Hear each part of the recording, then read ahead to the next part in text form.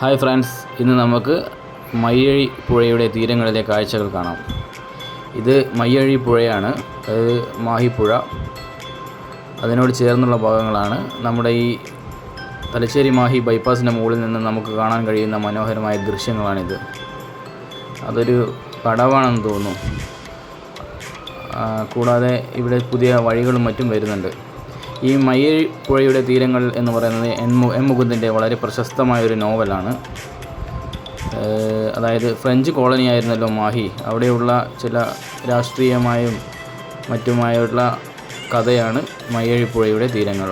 അതിൽ ദാസനും ചന്ദ്രികയുമാണ് പ്രധാന കഥാപാത്രങ്ങൾ.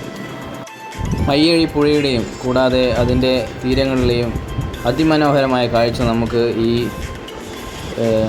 തലശ്ശേരി മാഹി ബൈപ്പാസിൻ്റെ ആ ഒരു പാലത്തിന് മുകളിൽ നിന്ന് നമുക്ക് കാണാൻ വേണ്ടി സാധിക്കും. കണ്ടൽക്കാടുകളും മറ്റുമാണത്.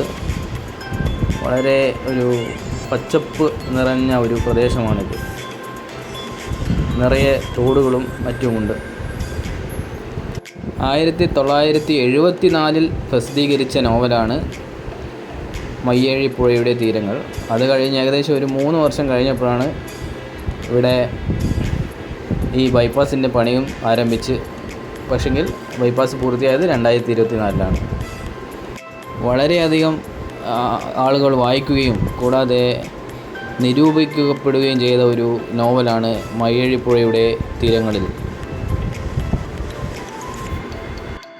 നിങ്ങൾക്ക് ദൂരെ ആ ഒരു റെയിൽവേ പാലത്തിലൂടെ ട്രെയിൻ പോകുന്നത് കാണാം. ഒരു വൈകുന്നേര സമയങ്ങളിൽ ഈ പാലത്തിൻ്റെ മുകളിൽ വന്നു കഴിഞ്ഞാൽ ഒരു പ്രത്യേക വൈബാണ്. നല്ല കാറ്റും ആ ഒരു ശാന്തതയും കൊണ്ട് നമുക്കിവിടെ ആസ്വദിക്കാൻ വേണ്ടി പറ്റും. ഇനി നമുക്ക് അത്ര ഇവിടെ നിൽക്കാൻ പറ്റുമെന്ന് തോന്നുന്നില്ല, കാരണം വണ്ടികളുടെ ഒരു ശബ്ദവും മറ്റുമായിരിക്കും. വണ്ടികളൊക്കെ ഇതിനെ പോകുന്നതിന് മുൻപ് ഞാൻ ഇടയ്ക്ക് ഇവിടെ വരുമായിരുന്നു. വളരെ മനോഹരമായൊരു സീൻ സീനറി തന്നെ നമുക്ക് ഇവിടുന്ന് കാണാൻ പറ്റും. അപ്പോൾ നിങ്ങൾ മയ്യഴി പുഴയുടെ തീരങ്ങളിലെ കാഴ്ചകൾ ആസ്വദിക്കൂ. അടുത്തൊരു വീഡിയോയുമായി പിന്നീട് വരാം.